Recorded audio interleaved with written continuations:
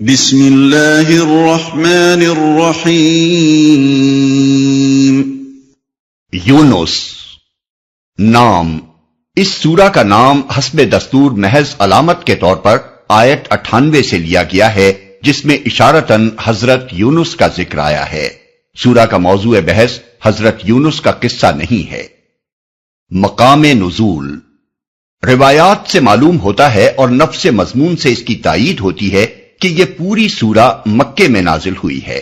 بعض لوگوں کا گمان ہے کہ اس کی بعض آیتیں مدنی دور کی ہیں، لیکن یہ محض ایک سطحی قیاس ہے۔ سلسلہ کلام پر غور کرنے سے صاف محسوس ہو جاتا ہے کہ یہ مختلف تقریروں یا مختلف مواقع پر اتری ہوئی آیتوں کا مجموعہ نہیں ہے، بلکہ شروع سے آخر تک ایک ہی مربوط تقریر ہے جو بیک وقت نازل ہوئی ہوگی، اور مضمون کلام اس بات پر صریح دلالت کر رہا ہے کہ یہ مکی دور کا کلام ہے۔ زمانہ نزول۔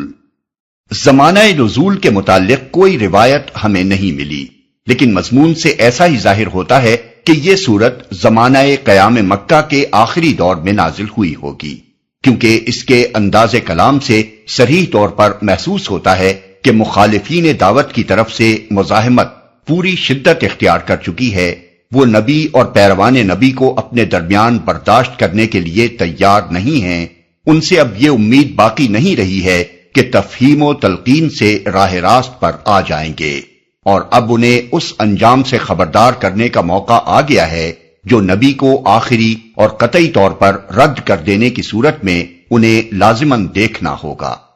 مضمون کی یہی خصوصیات ہمیں بتاتی ہیں کہ کون سی صورتیں مکہ کے آخری دور سے تعلق رکھتی ہیں، لیکن اس سورہ میں ہجرت کی طرف بھی کوئی اشارہ نہیں پایا جاتا، اس لیے اس کا زمانہ ان صورتوں سے پہلے کا سمجھنا چاہیے جن میں کوئی نہ کوئی خفی یا جلی اشارہ ہم کو ہجرت کے متعلق ملتا ہے۔ زمانے کی اس تعیین کے بعد تاریخی پس منظر بیان کرنے کی ضرورت باقی نہیں رہتی، کیونکہ اس دور کا تاریخی پس منظر سورہ انعام اور سورہ اعراف کے دیباچوں میں بیان کیا جا چکا ہے۔ موضوع تقریر دعوت، فہمائش اور تنبیہ ہے۔ کلام کا آغاز اس طرح ہوتا ہے کہ لوگ ایک انسان کے پیغام نبوت پیش کرنے پر حیران ہیں اور اسے خواہ مخواہ ساحری کا الزام دے رہے ہیں، حالانکہ جو بات وہ پیش کر رہا ہے اس میں کوئی چیز بھی نہ تو عجیب ہی ہے اور نہ سحر و کہانت ہی سے تعلق رکھتی ہے۔ وہ تو دو اہم حقیقتوں سے تم کو آگاہ کر رہا ہے، ایک یہ کہ جو خدا اس کائنات کا خالق ہے اور اس کا انتظام عملاً چلا رہا ہے، صرف وہی تمہارا مالک و آقا ہے، اور تنہا اسی کا یہ حق ہے کہ تم اس کی بندگی کرو۔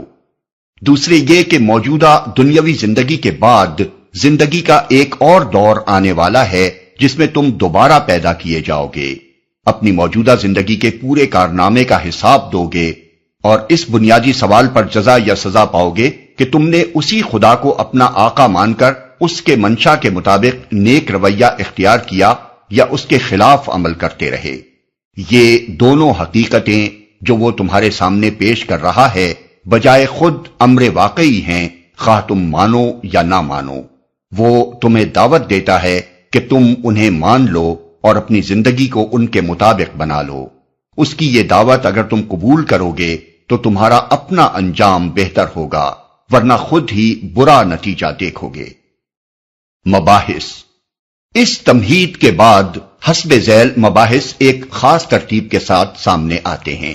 ایک، وہ دلائل جو توحید ربوبیت اور حیات اخروی کے باب میں ایسے لوگوں کو عقل و ضمیر کا اطمینان بخش سکتے ہیں جو جاہلانہ تعصب میں مبتلا نہ ہوں، اور جنہیں بحث کی ہار جیت کے بجائے اصل فکر اس بات کی ہو کہ خود غلط بینی اور اس کے برے نتائج سے بچیں۔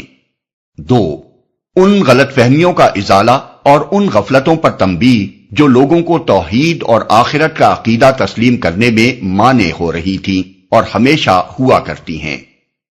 تین، ان شبہات اور اعتراضات کا جواب جو محمد صلی اللہ علیہ وسلم کی رسالت اور آپ کے لائے ہوئے پیغام کے بارے میں پیش کیے جاتے تھے۔ چار، دوسری زندگی میں جو کچھ پیش آنے والا ہے اس کی پیشگی خبر، تاکہ انسان اس سے ہوشیار ہو کر اپنے آج کے طرز عمل کو درست کر لے اور بعد میں پچھتانے کی نوبت نہ آئے۔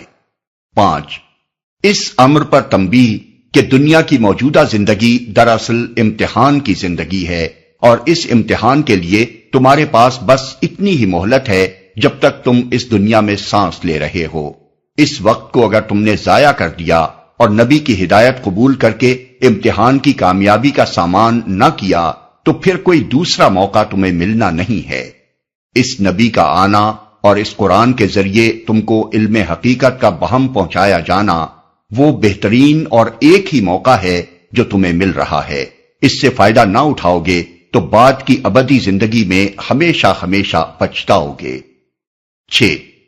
ان کھلی کھلی جہالتوں اور ضلالتوں پر اشارہ جو لوگوں کی زندگی میں صرف اس وجہ سے پائی جا رہی تھی کہ وہ خدائی ہدایت کے بغیر جی رہے تھے۔ اس سلسلے میں نوح علیہ السلام کا قصہ مختصراً اور موسیٰ علیہ السلام کا قصہ ذرا تفصیل کے ساتھ بیان کیا گیا ہے، جس سے 4 باتیں ذہن نشین کرنی مطلوب ہیں۔ اول یہ کہ محمد صلی اللہ علیہ وسلم کے ساتھ جو معاملہ تم لوگ کر رہے ہو وہ اس سے ملتا جلتا ہے جو نوح اور موسیٰ علیہ السلام کے ساتھ تمہارے پیش رو کر چکے ہیں، اور یقین رکھو کہ اس طرز عمل کا جو انجام وہ دیکھ چکے ہیں وہی تمہیں بھی دیکھنا پڑے گا۔ دوم یہ کہ محمد صلی اللہ علیہ وسلم اور ان کے ساتھیوں کو آج جس بے بسی و کمزوری کے حال میں تم دیکھ رہے ہو اس سے کہیں یہ نہ سمجھ لینا کہ صورتحال ہمیشہ یہی رہے گی۔ تمہیں خبر نہیں ہے کہ ان لوگوں کی پشت پر وہی خدا ہے جو موسیٰ و ہارون کی پشت پر تھا، اور وہ ایسے طریقے سے حالات کی بساط الٹ دیتا ہے جس تک کسی کی نگاہ نہیں پہنچ سکتی۔ سوم یہ کہ سنبھلنے کے لیے جو مہلت خدا تمہیں دے رہا ہے اسے اگر تم نے ضائع کر دیا اور پھر فرعون کی طرح خدا کی پکڑ میں آ جانے کے بعد عین آخری لمحے پر توبہ کی تو معاف نہیں کیے جاؤ گے۔ چہارم یہ کہ جو لوگ محمد صلی اللہ علیہ وسلم پر ایمان لائے تھے وہ مخالف ماحول کی انتہائی شدت اور اس کے مقابلے میں اپنی بے چارگی دیکھ کر مایوس نہ ہوں، اور انہیں معلوم ہو کہ ان حالات میں ان کو کس طرح کام کرنا چاہیے۔ نیز وہ اس امر پر بھی متنبہ ہو جائیں کہ جب اللہ تعالیٰ اپنے فضل سے ان کو اس حالت سے نکال دے تو کہیں وہ اس روش پر نہ چل پڑیں جو بنی اسرائیل نے مصر سے نجات پا کر اختیار کی۔